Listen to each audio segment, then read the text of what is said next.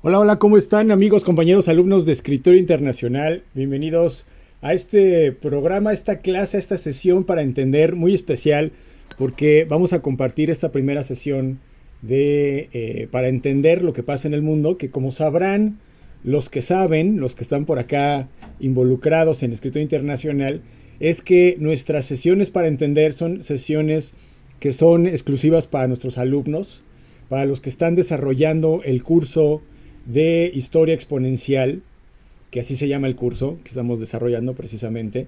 Y entonces tenemos una serie de clases, una serie de sesiones que se llaman así, sesiones para entender, que son sesiones en vivo en las que vamos haciendo el recorrido de los temas que vienen en el curso y en las que abrimos el micrófono para que los alumnos que están llevando este curso pues puedan preguntar y podamos hablar un poco al respecto de algunos temas que tienen que ver con, pues evidentemente con el curso de historia, y también en algunos casos platicamos acerca de los acontecimientos internacionales más importantes que a veces pues nos sobrepasan, ¿no? Y hemos tenido que platicar, que suspender la clase un poco para poder hablar acerca de algunos tópicos que están sucediendo en el momento, como fue en su momento la guerra de Palestina, ¿no? El genocidio de Palestina, que bueno, también eso lo hemos estado platicando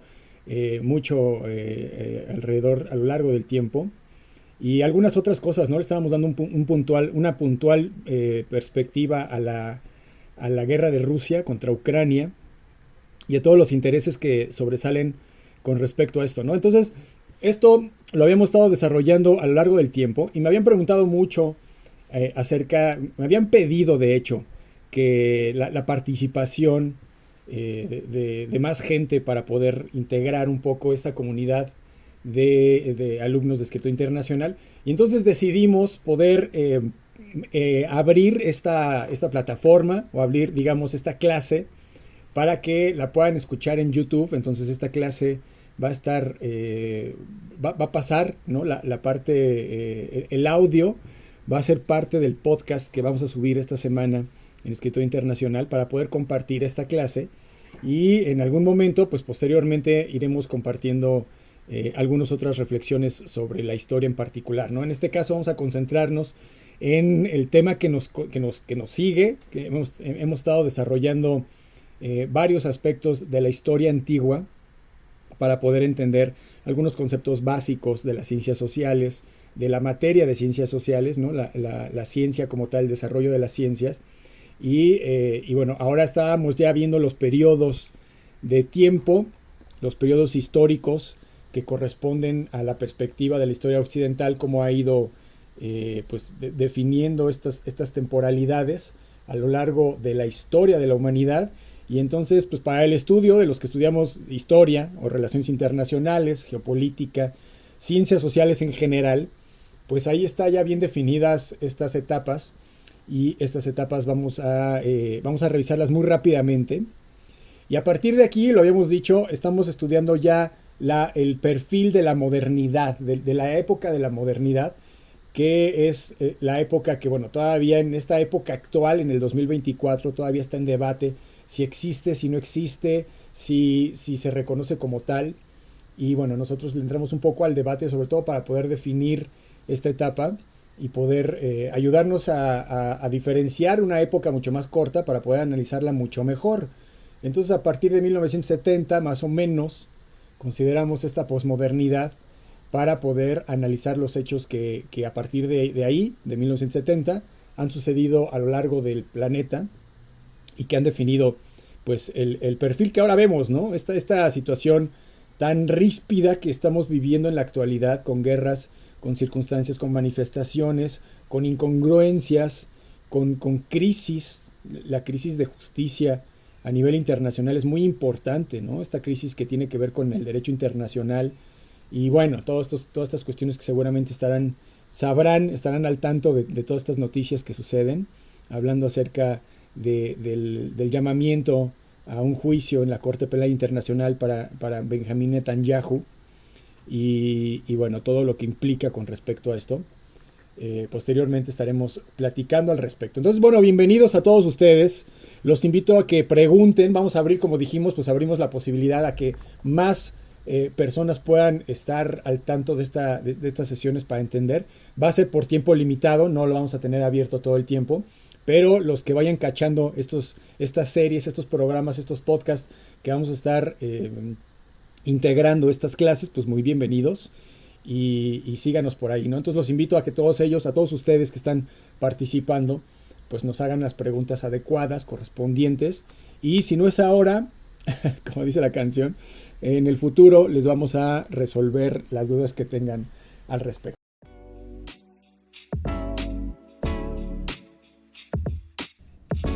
Bienvenidos al podcast de Escritorio Internacional. Un espacio después de clases donde platicamos sobre los acontecimientos más importantes para entender lo que pasa en el mundo. Mi nombre es Ludwig Hense, estudiante, profesor e investigador, especialista en relaciones internacionales, y te doy la bienvenida a este podcast de Escritorio Internacional.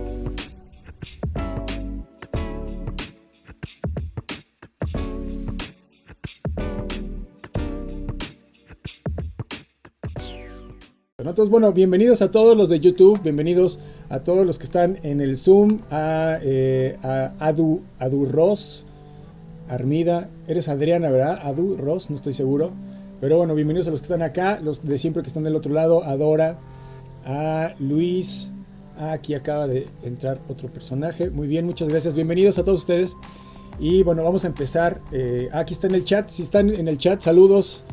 Entonces sí eres Adriana porque eres desde Mexicali. Saludos Adriana, Adi Ross. Saludos también a todos nuestros alumnos y a quienes nos acompañan desde estas otras plataformas, ¿no? Bienvenidos a todos. Les voy a compartir entonces la pantalla para que vayamos inmediatamente. Bueno, obviamente los del podcast, los que estemos en el podcast no van a ver ninguna pantalla, ¿no? Entonces pues los remito a que la imaginen. Vamos a describir, es una línea de tiempo, estamos enfocando nuestras herramientas, las que utilizamos en Escritorio Internacional, las herramientas de cajón, que son la línea de tiempo, que es una línea de tiempo, como sabrán los que saben, una línea de tiempo de todos los países del mundo, de todas las épocas del mundo, y tenemos del lado, bueno, eso está del lado derecho, y del lado izquierdo de la pantalla tenemos nuestro curso para entender lo que pasa en el mundo, y estamos pues ya también ubicados en esta época que es de 5000 años antes de Cristo aproximadamente, ¿no? Estábamos viendo la última vez vimos esta perspectiva general de estas etapas de la historia para poderlas definir, y hablamos acerca de la prehistoria y todos los elementos de la prehistoria rápidamente para que todos tengan una perspectiva así mental de lo que vimos la vez pasada. Pueden imaginarse a los cavernícolas, toda la historia de los cavernícolas, la época en la que empezaron a juntarse en tribus familiares, en clanes familiares, cómo empezaron a complejizar las sociedades,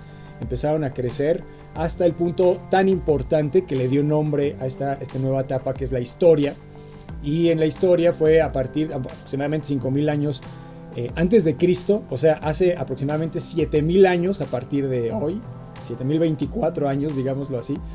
Hace 7024 años el ser humano descubre la agricultura y entonces ya se define sedentario, se queda en un solo territorio y empieza la complejidad en todos los sentidos, ¿no? Desde la complejidad de las clases sociales, la complejidad de la estructura política, de gobernantes, etcétera, y la geopolítica también, ¿no? Poco a poco, pues los pueblos y los grandes imperios que se van desarrollando en esta área que tenemos ahí, que es la antigua Mesopotamia, en esta luna fértil en Medio Oriente, donde actualmente está todo el conflicto, ¿no? En Israel, donde está Jordania, donde está Siria, donde está Irak, donde está Arabia Saudí, es lo que podemos ver ahí en el mapa. Un poco más del lado derecho, más del este, está en esa época, un poco más adelante va a estar el Imperio Persa.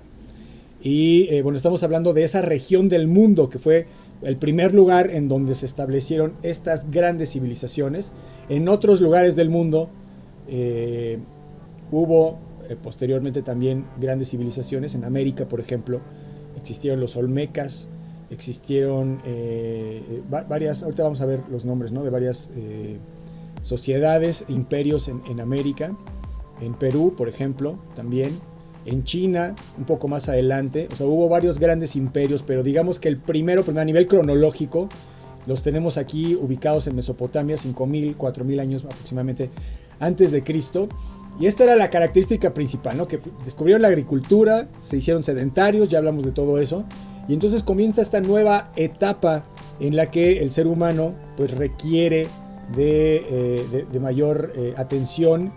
Y bueno, no todos estaban, o sea, atención me refiero, como decíamos, ¿no? Al desarrollo de la política, a la organización de los pueblos. Si viven pocas personas en un pueblo, pues es relativamente fácil poderse llevar bien, poder respetar las reglas, etcétera. Pero ya si sobrepasa una cantidad, un número de habitantes, por ejemplo, ya cuando se considera una ciudad, pues ya es mucho más complejo. Es mucho más complejo la necesidad de poder desarrollar la paz y las leyes, ¿no? Que se respeten las leyes, que la gente no cometa actos vandálicos, y eso pues con el paso del tiempo se va complejizando. Por acá me preguntaban que en qué página está, en qué página del curso. Está en la página 34. Aquí está del lado izquierdo, lo pueden ver, ahí página 34, ahí estamos en la historia antigua. Bueno, entonces ahí estaba, ¿no? Es el primer lugar en el mundo. No, estas sociedades no estaban muy contentas plácidamente. Acuérdense que originalmente pues van a buscar establecerse de forma sedentaria cerca de donde están los recursos naturales. Entonces todo el mundo quiere vivir al lado de los ríos, todo el mundo quiere estar al lado del Tigris y del Éufrates, que son estos dos grandes ríos que están ahí en este mapa que podemos ver en la línea de tiempo, que son alrededor de todos de estos ríos es donde se empezaron a asentar estas primeras civilizaciones. Y otra característica muy importante fue el descubrimiento, el desarrollo de la escritura. Y de la escritura, ya habíamos dicho también que es una escritura cuneiforme en primer lugar. Cuneiforme, que es esta que está acá. Voy a hacer un poquito más grande la imagen. Ah, no, estas son bueno, sí, esta es cuneiforme, perdón. Aquí está la imagen. Si se fijan, este tipo de jeroglíficos, bueno, no son jeroglíficos, ¿no? Este tipo de escritura, aquí está. Son como palitos, como rayitas nada más y puntitos, ¿no? Como T's. O sea, la letra T, pues, como un triangulito. O sea, una forma. Utilizaban unas semillas para poder hacer esas formas en la arcilla. Y eran básicamente para utilizar, aquí lo dice, ¿no? Utilizar principalmente para hacer cuentas. No era para transmitir ideas. No era para transmitir ningún tipo de enseñanza o almacenar ningún tipo de información. Más bien este primer tipo de escritura, cuneiforme, fue precisamente para poder hacer cuentas, porque ya habíamos dicho que la actividad principal en todo el mundo de la época, desde la época más antigua, es el comercio. Entonces, pues para comerciar, obviamente, y el desarrollo del concepto del dinero, se va a dar de la mano con el concepto del valor de los productos que se van a comerciar. Y ese valor de los productos se da con respecto al tiempo que toma el producir ese producto, ¿no? No sé si me expliqué. O sea, si se puede, por ejemplo, un becerro, un borrego, vale un borrego maduro, pues, listo para sacrificar, para poderse comer. Puede valer una gran cantidad de dinero o tener un gran valor, porque implicó varios años de haberlo estado alimentando, de haberlo estado cuidando, de haberlo estado procurando con sus vacunas, etcétera. Bueno, en esta época no existían vacunas, ¿no? Pero bueno, me refiero a que lo iban cuidando y obviamente el valor iba aumentando con el paso del tiempo, a diferencia, por ejemplo, de algún artículo que se podía hacer, alguna artesanía que se podía hacer relativamente más rápido. Entonces el valor de las cosas, de las producciones, de las cosas que se van a comerciar, empieza a tener pues este criterio del tiempo que se tarda en producir. Ya más adelante también vamos a platicar un poco más acerca del dinero, y para saber exactamente de qué manera fue cambiando este concepto del dinero y el concepto del valor de las cosas, ¿no? Con el paso del tiempo, eso también lo vimos muy rápidamente cuando estábamos estudiando el desarrollo del sistema capitalista. Bueno, entonces en esta época primitiva, bueno, ya no es primitiva, ya es historia antigua, es la época más antigua de la historia, ya a partir de que la sociedad está organizada de esta manera. Y la siguiente etapa, que también habíamos platicado al respecto de este tipo de escritura, ya es la jeroglífica, como conocemos los tipos de lenguaje que utilizaban los antiguos mayas, los antiguos egipcios, que eran estos símbolos, estos dibujos que se estaban, pues que significaban varias palabras, que significaban ideas, y que ya transmitían una serie de ideas que podían ser transmitidas generacionalmente, ¿no? Y esto cambia radicalmente al mundo, ¿no? La aparición del lenguaje y del lenguaje escrito cambia radicalmente el mundo. La información se puede mantener a lo largo del tiempo. Eso me fue la palabra. Y bueno, esta información obviamente es muy valiosa, ¿no? La información, por ejemplo, de las propiedades de las plantas, la herbolaria, por ejemplo, por poner un ejemplo, pues ya almacenada en diferentes formas, aunque no fue inmediatamente en esta época, ¿no? Pero poco a poco se va a ir almacenando la información que tiene que ver con los diferentes saberes de la humanidad, que la humanidad ha descubierto, la información acerca de la arquitectura, acerca de la construcción de presas, acerca de los tipos de gobierno, etcétera. Todo eso va facilitando que la humanidad no tenga que empezar nuevamente desde el principio, ¿no? Ya las generaciones posteriores, pues ya a lo mejor no se acuérdense que la información se ha transmitido siempre de forma oral hasta esta época, y entonces pues ya si se iba perdiendo algunas cosas, ya con la escritura se podían conservar estos saberes, y con ello la humanidad empieza a progresar exponencialmente.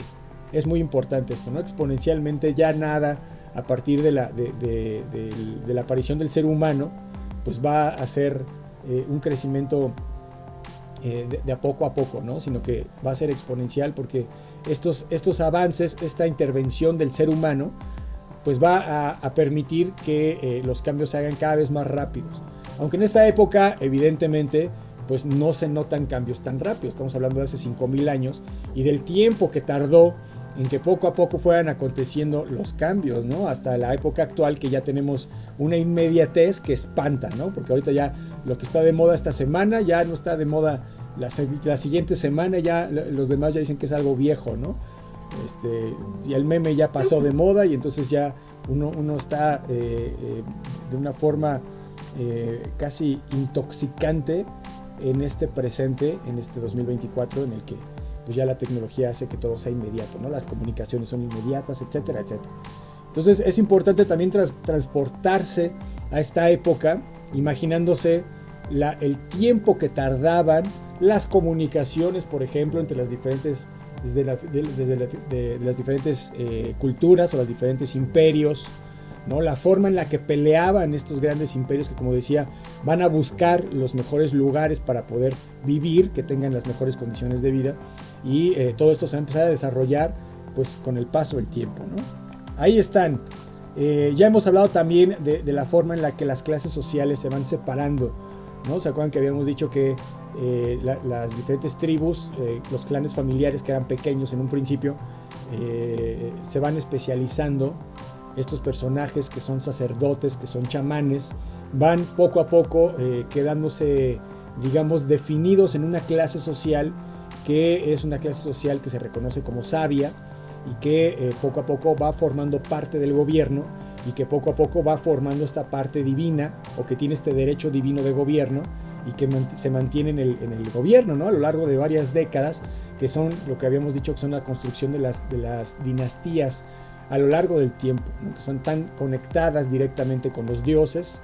Se acuerdan seguramente de que Egipto, los reyes, los reyes también eran descendientes directos de los dioses, ¿no? Del dios Ra, del sol. Los faraones eran la familia directa, y entonces tenían ese derecho de gobernar, y durante muchas generaciones eran la única clase social que gobernaba. En estos grandes imperios fue una de las características que se mantuvo el poder dentro de pocas manos, y además se mantuvo un sistema económico que se llamó el esclavismo, ¿no? El esclavismo viene desde aquí, bueno, tiene toda la historia, de la humanidad, ¿no? Entonces, bueno, ahí están estas primeras cuestiones de las sociedades, ¿no? Aquí uno de los primeros códigos de Hammurabi, una de las primeras sociedades, evidentemente eran la sociedad mesopotámica.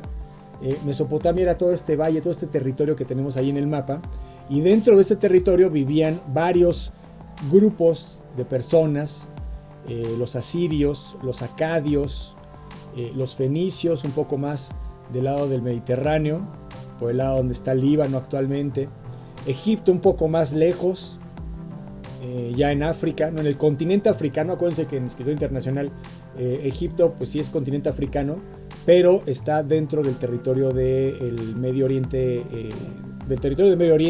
porque toda la franja del norte de África tiene este desarrollo de la cultura islámica.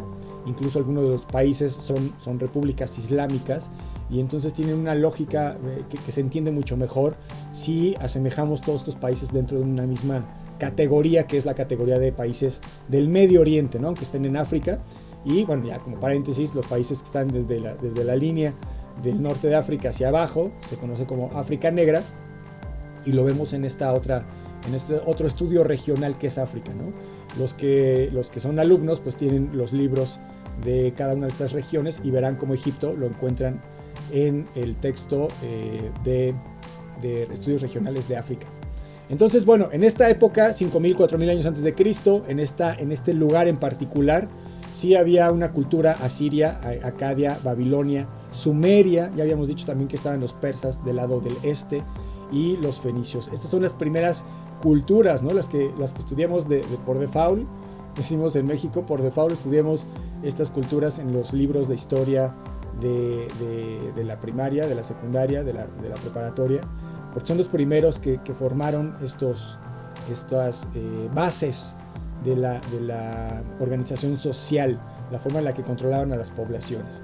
Y por eso, ya un paréntesis muy rápido, es que luego estas sociedades tan antiguas son las que están vinculadas con algunas de estas informaciones de los ovnis, que si llegaron en ese momento y les dieron la información, y que si los clonaron a los seres humanos, y todas estas teorías que hablan acerca de los Anunnakis y de los reptilianos y todo eso, como son unas sociedades muy antiguas y no se tiene un registro mucho más fidedigno, o sea, no se tienen registros históricos en el sentido de la historia como es, o sea, con la intención de dar reportes de su forma de vida, de su forma de gobierno, de su cultura, etc. Estos primeros modos de lenguaje, de organización, se vinculan mucho también con el aspecto artístico. Entonces no son literales, son también elementos que se tienen que interpretar. Además, acuérdense que en esa época, pues además el lenguaje, ¿no? Se tienen que interpretar con herramientas que tengan que ver con la época, ¿no? Con el significado de lo que los símbolos y las palabras significaban en esa época, ¿no? Utilizar la hermenéutica, que es precisamente el estudio de los textos con la perspectiva que se tenía en esa época, ¿no? Por ejemplo, si ahorita leemos en algún texto, por poner un ejemplo, ¿no? Que en el texto diga, y entonces el ave emprendió el camino. Entonces actualmente podremos pensar en un pajarito que de pronto se levantó y se fue volando, ¿no? Y ahí a lo mejor el ave tenía una connotación simbólica que tenía que ver con el espíritu, por ejemplo, ¿no? El espíritu de los dioses, y significa que entonces se vinculó el espíritu del faraón cuando murió y se fue al cielo con los dioses. Entonces ellos esta misma frase la pueden entender de forma muy diferente a como la entendemos nosotros en la actualidad, y es lo que la hermenéutica hace: estudia estos significados con muchos elementos que tienen que ver con la época, con el lugar, etcétera, etcétera, para poder llegar a una interpretación mucho más fidedigna de lo que querían transmitir o de lo que se plasmó en estos tipos de lenguaje, de escritura en esta época. Uno de los más antiguos es el Código de Hammurabi, ¿se acuerdan? El Código de Hammurabi, que habla acerca de este ¿sí? De este principio, ¿no? De este principio del ojo por ojo, diente por diente, y esto es parte de una ley o de una forma de actuar que se mantuvo a lo largo del tiempo como una interpretación básica de justicia, ¿no? Una interpretación básica de la forma en la que se debía de comportar la gente dentro de estos territorios controlados por un imperio.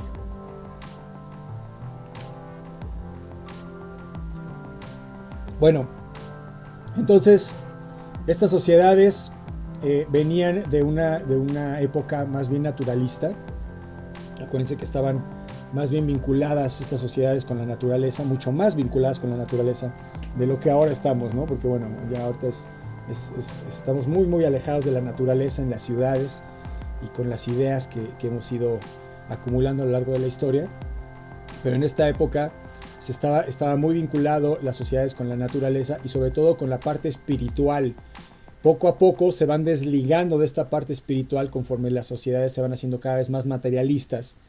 Y bueno, la espiritualidad, los rituales sociales, las formas de religión, por ejemplo, van siendo cada vez más tenues a lo largo del tiempo, ¿no? Entonces en esta época las sociedades eran holistas, pertenecían todos a la naturaleza, no había el concepto de la individualidad como lo conocemos ahora en la época posmoderna, pues no existía como tal, ¿no? Porque ahorita sí tenemos vemos perfectamente bien desvinculado o bien dividida la perspectiva que tenemos acerca de lo que somos nosotros como individuos, lo que buscamos nosotros, nuestros intereses y lo que las sociedades la sociedad en este caso, nuestra sociedad, independientemente del país en el que estén, busca, ¿no? Los satisfactores son más bien individuales y en esta época había una sensación de ser parte de una unidad natural, de una unidad social que conjuntamente formaba pues toda la estructura del progreso, del desarrollo, no progreso como tal porque no existía el concepto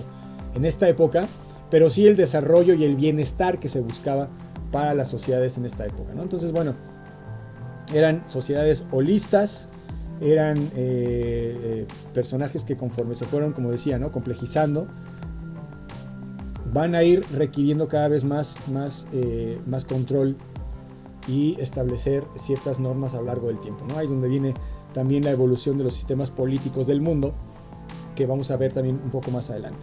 Entonces, bueno, esta etapa es ya a partir de estos rasgos en adelante comienza, como decimos, la historia, la época histórica, ¿no? La historia como tal, y en la historia empieza desde el 5000 a.C.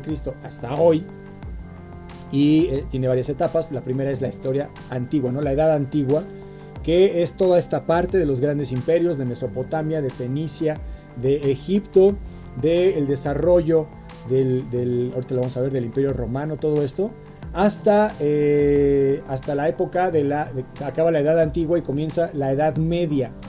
Vamos a ver ahorita, aquí ahorita en unos rengloncitos más adelante, vamos a ver cómo la Edad Antigua termina cuando cae la primera parte del Imperio Romano. Entonces esto es en el 476, me parece, 476 después de Cristo, aquí lo vamos a ver. Y luego, bueno, ya aquí no me adelanto para ir cronológicamente, ¿no? Como es nuestra costumbre ir cronológicamente, pero bueno, esto quería señalarlo, ¿no? Termina la Edad Antigua, comienza la Edad Media. Ya en la Edad Media empezamos a vincular los elementos de la Edad Media, ¿no? En Europa, las peleas medievales, algunos de los conflictos que hubo entre los diferentes reinos dentro de Europa, toda la Edad Media del oscurantismo también, el auge del poder de la Iglesia Católica, en Europa sobre todo. Acuérdense que toda esta historia es una historia eurocéntrica, contada desde la perspectiva de Europa, la importancia de Europa en el mundo, en la historia. Y bueno, ahí viene toda la etapa de la Edad Media. Va a terminar cuando cae definitivamente la otra mitad del Imperio Romano. Ahorita vamos a ver eso, antes de que cayera todo el Imperio Romano. Cayó por partes, primero pues una parte obviamente y luego la otra. Ahorita vamos a ver la historia, ¿no? Se dividió el Imperio Romano en el imperio que estaba en Europa y el otro que estaba en Constantinopla, que es actualmente Turquía. Entonces por eso se pudo mantener un poco más, pero finalmente cayó. Y cuando cae, que llegan los turcos precisamente a Constantinopla, empieza esta edad, esta nueva época que es la edad moderna. Y ya a partir de la edad moderna es lo que hemos estado de alguna manera preparándonos para entender lo que es la modernidad. Es muy importante entender qué es la modernidad porque pues estamos en la posmodernidad. Entonces para poder entender en dónde estamos actualmente, por qué las cosas son como son, por qué de pronto estamos tan atosigados de información, estamos tan atosigados de este consumismo, de este sistema que finalmente no, a estas nuevas generaciones ya no satisface. Todo viene precisamente de un abuso o de una consecuencia de esta proyección de esta época y de los conceptos de la modernidad. Entonces ahí va a empezar la época moderna. Esto también, como les decía, lo ubicamos perfectamente ya a partir de los inventos de la ilustración, de los pensamientos ilustrados, evidentemente, de la caída o digamos la disminución del poder de la Iglesia Católica y el uso de la razón, ¿no? Esto es fundamental para poder entender esta etapa de la modernidad. El uso de la razón, racionalmente ya el ser humano, o digo el hombre, porque pues todavía la mujer estaba muy reprimida en esta época, pero ya se estaba pensando de forma racional, ya no le daban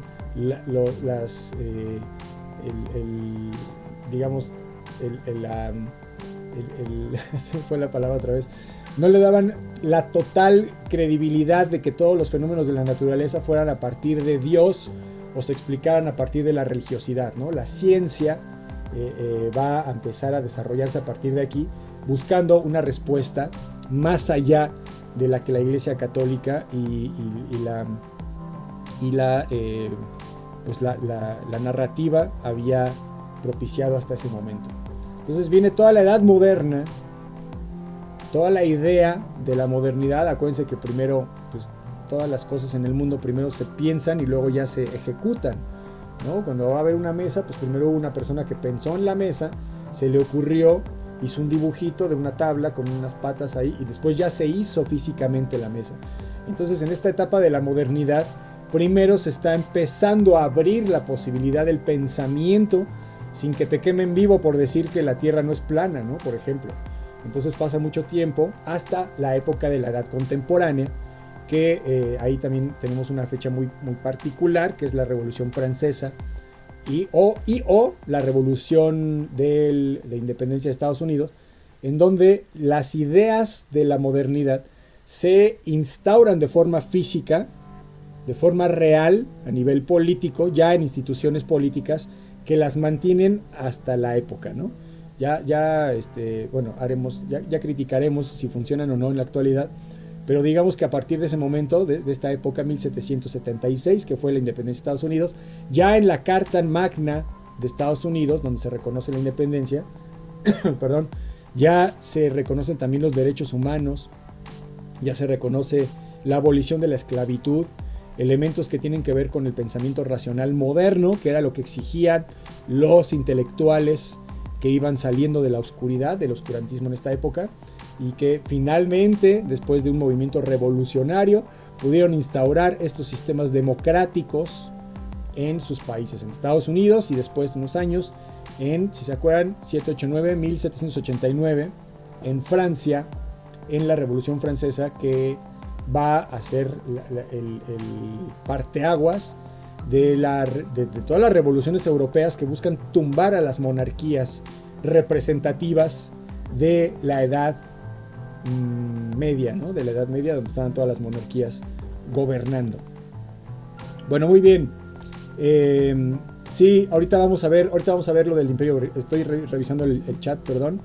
Y me preguntan que si cae el Imperio Romano de Occidente, ¿no? Sí, y después el de Oriente, exactamente. Ahorita aquí está más adelante, esto nada más es así como una pasada muy rápida, ¿no? Para ver las etapas. Que decíamos, Edad Antigua, Edad Media, Edad Moderna, Edad Contemporánea empieza ya aquí con estas revoluciones francesas y la británica, bueno, con la estadounidense. Y empieza toda esta época de la Edad Contemporánea. Y luego, pues muchos historiadores dicen que la Edad Contemporánea pues todavía existe.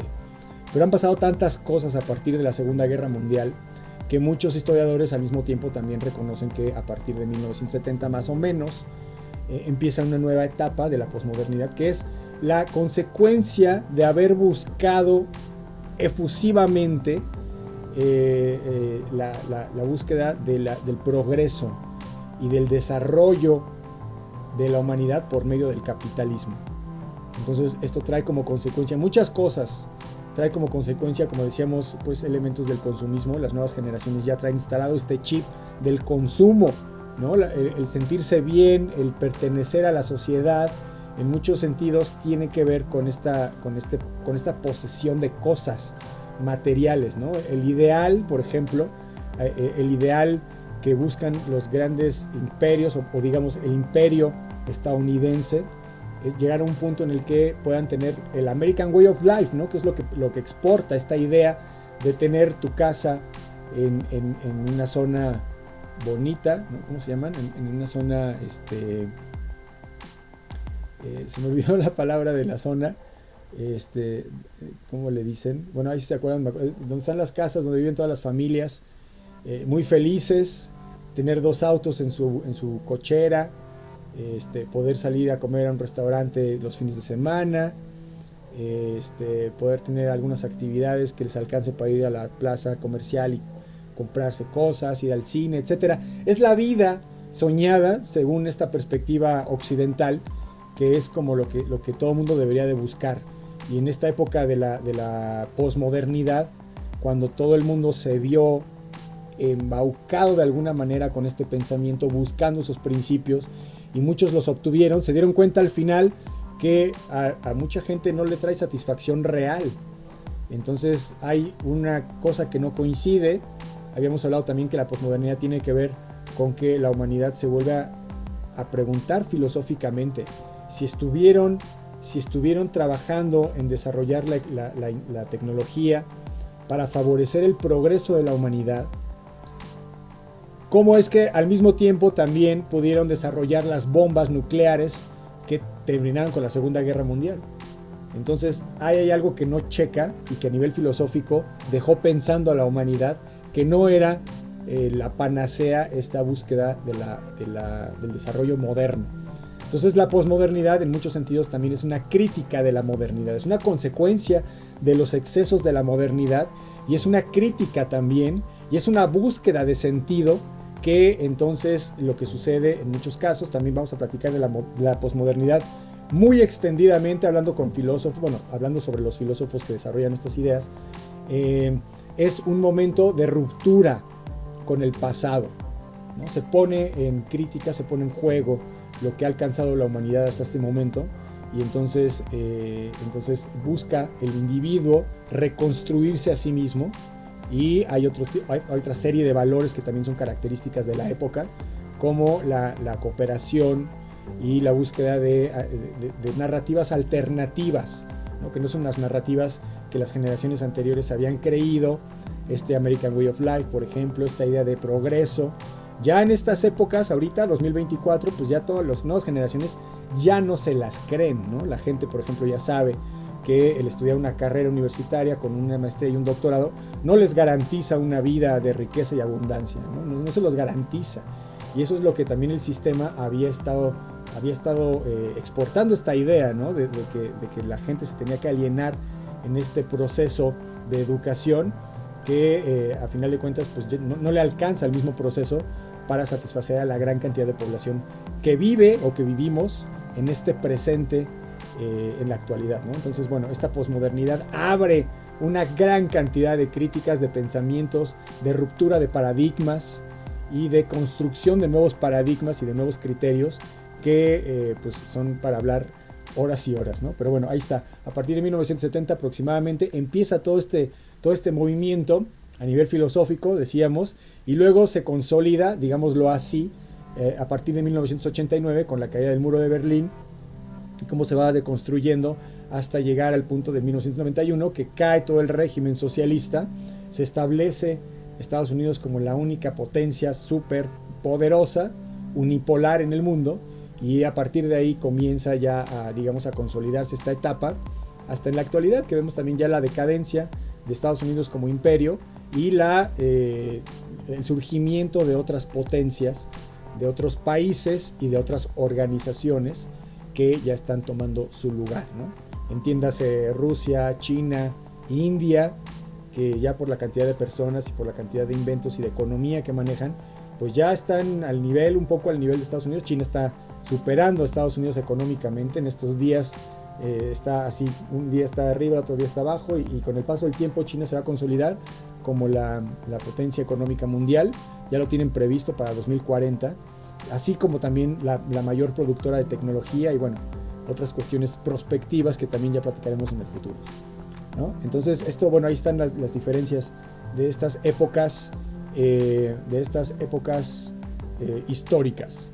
Aquí también me preguntan otra vez en el chat, me preguntan lo de Occidente, ahorita lo vamos a ver, lo del Imperio Bizantino, lo vamos a ver ahorita, está aquí más adelante, y me preguntan que si el capitalismo surgió en el pre o en el postmodernismo. El capitalismo surgió a partir de la época moderna.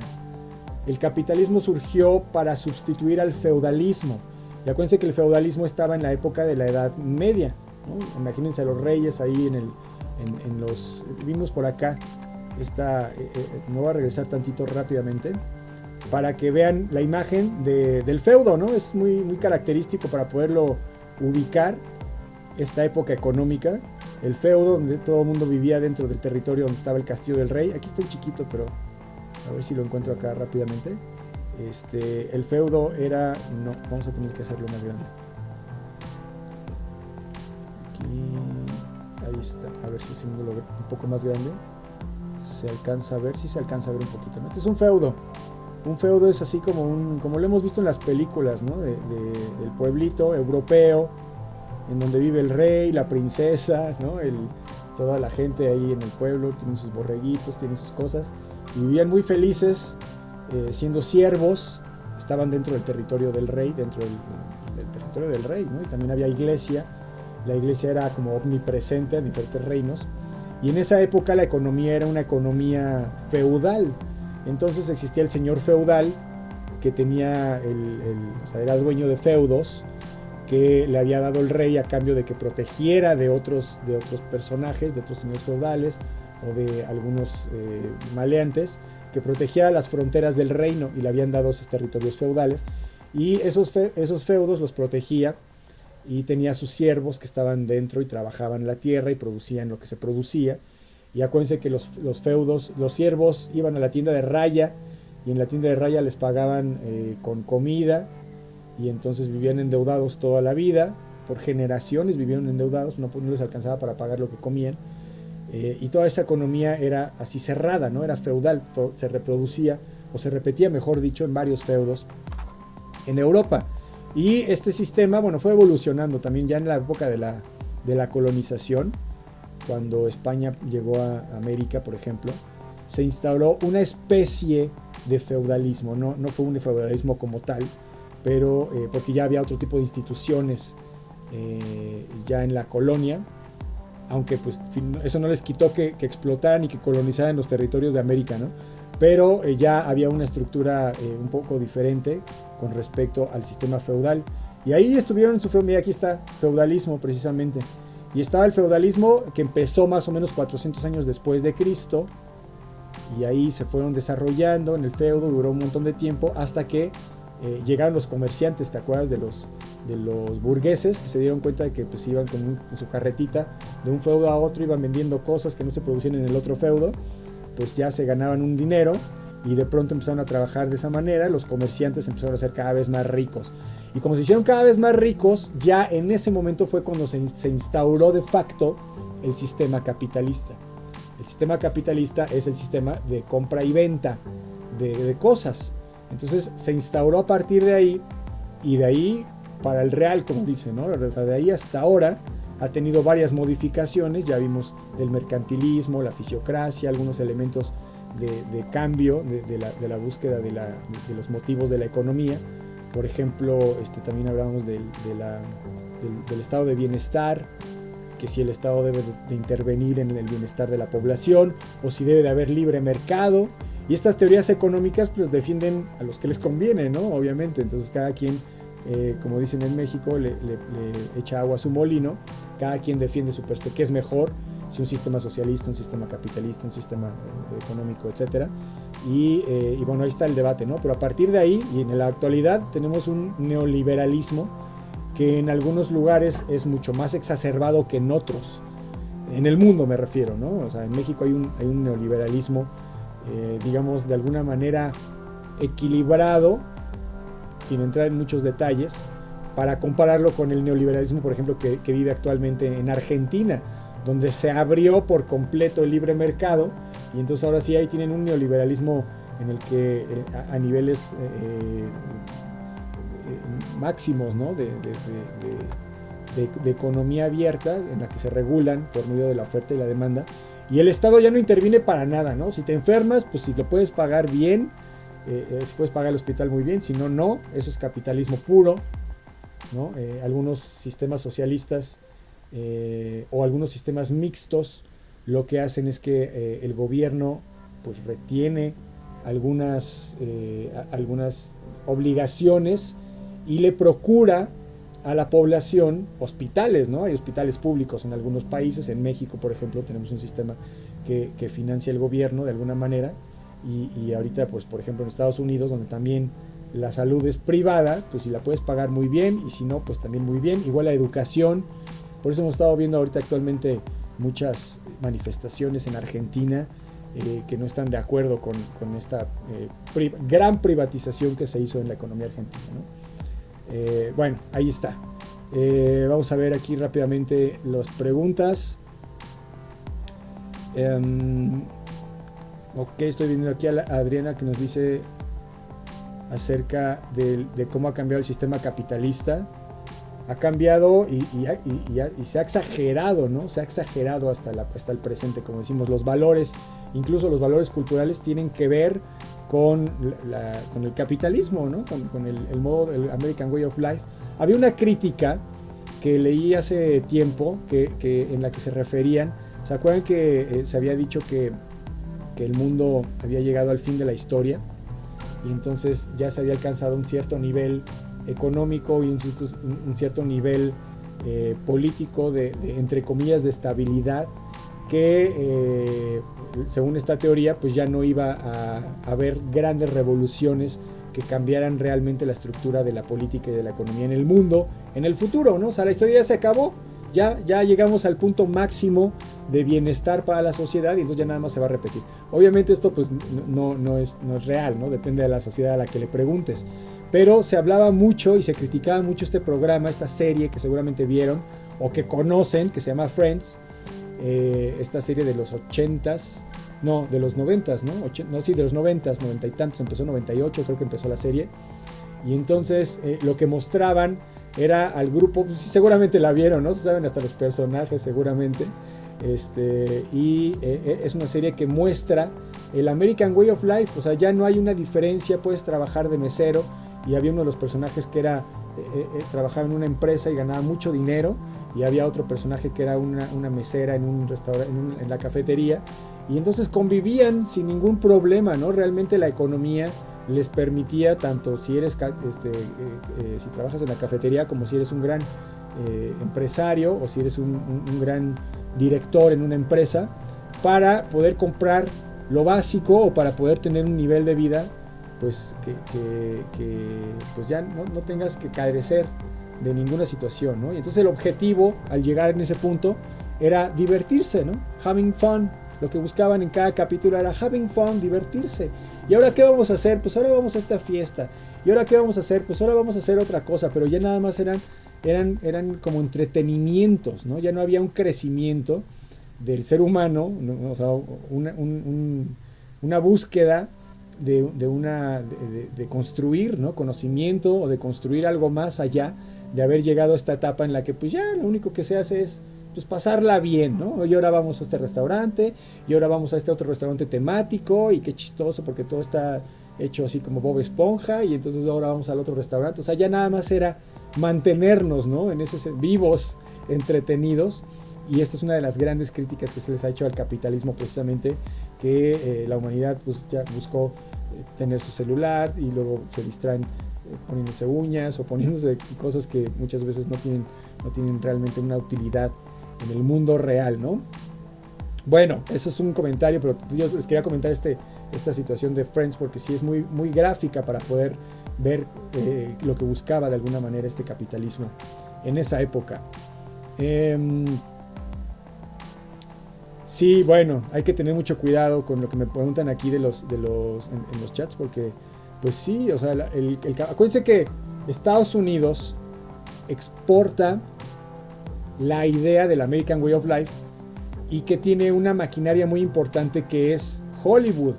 Y acuérdense que también hemos platicado que los medios de comunicación son tan importantes para crear la opinión pública, no para preguntar o para mostrar cuál es la opinión pública, sino para crearla, ¿no? Ya les habíamos hablado, ya habíamos platicado de cómo es que los medios de comunicación de forma grosera buscan influir en la perspectiva que tienen las personas, sobre todo ahorita, por ejemplo, muy buen ejemplo, en la actualidad, cómo se busca que haya una perspectiva a veces errada del mundo porque hay elecciones presidenciales.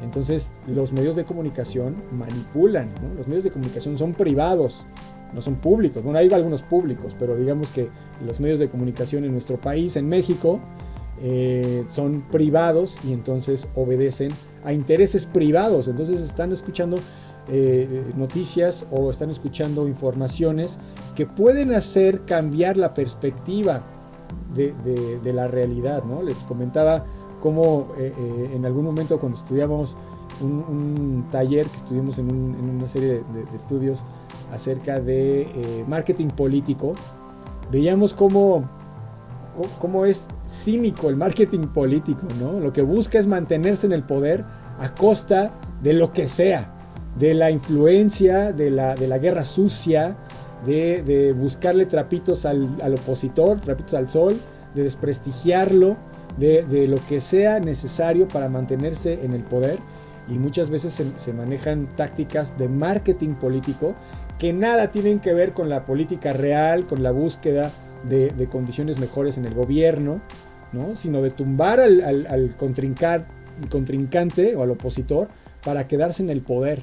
Y también les voy a platicar rápido, o sea, el ejemplo, me acuerdo mucho del sexenio pasado, ustedes también seguramente se acordarán, cuando iban a la presidencia varios personajes, y estaba López Obrador iba a la presidencia, estaba de opositor también este personaje, ¿cómo se llama? Enrique Riquín Canallín. ¿Se acuerdan de ese personaje que era del PAN? Y bueno, tenía una política, una serie de comerciales. Y yo me acuerdo mucho que cuando se estaba acercando las elecciones, los comerciales subieron mucho de tono. Y entonces yo en lo personal me daba taquicardia ver los comerciales porque de pronto eran unas imágenes de muy violentas, de asaltos en blanco y negro. Y había un pitidito, un zumbido desde que empezaba el comercial, sonaba así, y uno se alteraba muchísimo y estaba el eslogan y decía: López Obrador es un peligro para la nación, y uno se quedaba muy nervioso porque sonaba ese sonido y veía imágenes de asaltos, imágenes de guerras o de gente. Decían que iba a ser igual que Venezuela, que tuviéramos mucho cuidado. Estaba habiendo un golpe de estado en ese momento en Venezuela y las imágenes de la gente con los palos y del caos y todo, lo pasaban ahí, y entonces uno terminaba con miedo, o sea, dejaba de ver ese comercial y tenía mucho miedo y obviamente es una manipulación, y eso es lo que muchas veces molesta, ¿no? Que esos poderes traten de manipular de forma tan grosera a la población, que muchos se quedan con esta idea, sin entrar en política, ¿no? De cómo esté la situación de la seguridad en el momento presente, etcétera. Pero sí es una realidad que en estas épocas surgen muchos elementos que hacen que uno pues pueda tener una percepción muy, muy, muy distinta de la realidad. Pueden hacer pensar que hay mucho caos, que hay muchos asaltos, que hay muchas muertes, cosa que a lo mejor es normal a lo largo del tiempo, o se ha normalizado, no hay otro debate, pero que siempre en estas épocas de elecciones presidenciales surgen mucho, ¿no? Hay un gran auge de estas cuestiones, y es muy importante por lo menos estar consciente de ellos para no dejarse manipular, ¿no? Porque, como les digo, de pronto ven un comercial así y ese era muy grosero, por eso hago el ejemplo, ¿no? Del de Enrique, olvidé su apellido de este personaje del PAN, el que le dijeron Enrique Rijín Canallín, y bueno, utilizan este tipo de armas publicitarias de marketing, muy, en ese caso, como decía, ¿no? Muy cínicos, pero que ya en la actualidad o en otras campañas presidenciales también se ve cómo son muy sutiles. Entonces a veces uno no se da cuenta, ¿no? de los mensajes que están ahí pues en los medios de comunicación, ¿no? Y esto pues tiene que ver evidentemente con el sistema capitalista, ¿no? Si hablamos al respecto de esto, pues quien tiene capital, quien tiene el control de los medios de comunicación, pues puede favorecer una u otra opinión pública, que es de lo que hablábamos, ¿no? Bueno, ¿qué más? Sí, el Hollywood, como dicen, es una forma de manipulación, de control, las películas, las series. Estamos de alguna manera, pues como adiestrados, digámoslo así, ¿no? Estamos manipulando. ¿Por qué? Porque decíamos, ¿no? Friends, pues es muy divertido. No sé si alguna vez la vieron, pues uno se ríe o uno la ve un rato. Y como decíamos, es muy sutil. De pronto pensamos que eso es la vida. Que la vida es llegar del trabajo, ir a la cafetería y estar platicando con los amigos. Y al otro día, pues ya vas igualmente a tu trabajo, te diviertes, vas al cine, vas a que te den un masaje y te ves a tus amigos. Y todas las series llevan, bueno, muchas series de esa época llevan esa lógica, ¿no? Luego ya nada más van cambiando con las generaciones y les van ofreciendo a las nuevas generaciones lo que van buscando, lo que les va gustando, ¿no? Había una copia de esta serie Friends que después se llamó How I Met Your Mother y era más o menos lo mismo, pero en lugar de irse a una cafetería iban a un bar y entonces la pasaban bebiendo toda la serie, iban al bar y entonces en lugar de pedir el café ahora ya pedían un trago y obviamente pues esto ya estaba dirigido a otra generación, pero con el mismo concepto. Entonces hay que estar muy pendiente de esta cuestión. Sí, bueno, claro, aquí nos dice Armida que se ha incrementado la violencia en el país. Ya tendríamos que analizar los elementos pues, que se están manejando, ¿no? Ver qué tanto se ha incrementado, ver qué políticas se han implementado para reducir, qué no ha funcionado, qué ha funcionado, etcétera. Pero en principio la gente no se hace este tipo de preguntas que se hacen ustedes, precisamente, que nos hacemos nosotros en esta comunidad. Acuérdense que somos un reducido porcentaje de la gente que le interesa realmente estos temas. Y entonces la mayoría se va con la finta, ¿no? Decimos también, se va con la finta y entonces se exageran muchas cosas, ¿no? Y bueno, uno finalmente también termina con esta sensación de que te van a asaltar y puede ser muy real, pero pues también hay que estar conscientes de los datos, ¿no? Independientemente si le van a uno o a otro, dense cuenta cómo de todos los ámbitos hay una manipulación. Incluso, bueno, a nivel comercial, estamos hablando del capitalismo, bueno, ya que tocar un poco el tema, que viene pues, para definir también esta época de la historia contemporánea. El capitalismo lo que busca es finalmente vender los productos, ¿no? De eso se trata, de vender el producto. La serie, por ejemplo, de Friends, pues es un producto que se consume cuando uno la ve y lo que se busca pues es que sea agradable. Entonces muchas veces el fin, que es la venta, pues hace que sea agradable. Pues es muy agradable y es muy rico, por ejemplo, comer una hamburguesa de McDonald's, ¿no? Pero pues sabemos que es de lo más dañino que le pueden hacer a su cuerpo. Pero ¿por qué nos gusta? Porque está hecha para que nos guste, ¿no? Está hecha para que compremos la hamburguesa, para que queramos comprarla después en el futuro. Y la publicidad está ahí para antojarnos. O sea, está hecha para eso. El marketing en la actualidad tienen que conocer, alguna vez habrán escuchado el concepto del neuromarketing, que ya implica cuestiones, como decía, del marketing político, ¿no? De elementos de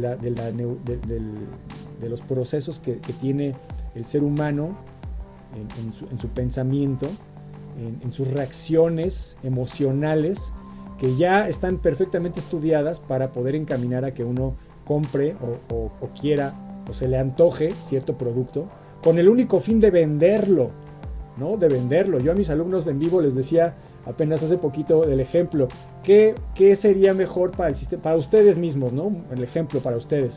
Si ustedes tienen ahí una inversión para poder independizarse económicamente, para poder poner un negocio, ¿qué negocio pondrían? ¿Qué negocio pondrían? Tienen estas dos opciones. Podrían poner a una biblioteca, una librería o una biblioteca, un centro de estudios donde puedan ustedes tener muchos libros, poner ahí a lo mejor tener algunas clases que algunos profesores quieran ir a dar clases, y además puedan vender los libros, ¿no? Es una biblioteca, es una librería, van a vender libros, van a vender a lo mejor también, ya no existen los DVDs, pero van a vender películas o van a vender alguna cosa que tenga que ver con esto. Pueden poner ese negocio o pondrían una pulquería, ¿no? Les digo a mis alumnos, pondrían una pulquería que les sería más beneficioso a la sociedad. A la sociedad les sería más beneficioso tener una librería, que la gente y las generaciones y los jóvenes se pudieran acercar a los libros, etcétera, etcétera. Pero una pulquería les va a dar más dinero. Finalmente lo que busca el capitalismo es tener más dinero. Entonces, pues ustedes dicen, pues yo no soy la Madre Teresa de Calcuta, ¿no? Tengo que poner un negocio que me genere negocio, pues es un negocio. Tengo que tener utilidades, entonces no voy a poner una librería porque 4 personas me van a ir a comprar un libro y voy a tronar el negocio. Y si pongo una pulquería, yo sé que cada fin de semana va a haber gente que va a querer beber pulque. Y finalmente, cuando deja la economía, digamos, abierta al libre mercado, lo que produce es que en el futuro, pues este tipo de negocios sean los que prosperen y no los que le sirvan realmente a la población. Bueno, es un ejemplo y hay un gran debate al respecto que podríamos tocar en el futuro. Yo les sugiero que si tienen alguna duda o alguna pregunta que les haya, algún pensamiento que les haya surgido en este momento, lo anoten o lo manden al chat, o lo manden al grupo de WhatsApp, para que lo podamos ir masticando y platiquemos de esto la próxima semana y podamos hablar y podemos ampliar un poco más el concepto del capitalismo en esta época, ¿no? Y también ver de qué manera nos está afectando en el presente, porque pues es una realidad que a nivel cultural, como decíamos, ¿no? De forma muy, muy sutil, a nivel cultural, tenemos esta perspectiva de la forma en la que debemos de actuar en un sistema capitalista y de la forma en la que deberíamos de querer tener cosas, ¿no? Ya está como nuestro perfil prediseñado, ya se nos dice desde muy pequeños que somos felices con una casa, con un coche, con un sueldo, unas vacaciones al año, y bueno, en la posmodernidad es lo que decíamos, ¿no? Ya la gente se está dando cuenta que eso realmente no les lleva a la felicidad, y es la crisis de la posmodernidad de la que estábamos hablando. Entonces, bueno, con esto vamos a concluir, muchachos. Muchas gracias por haber venido a esta sesión.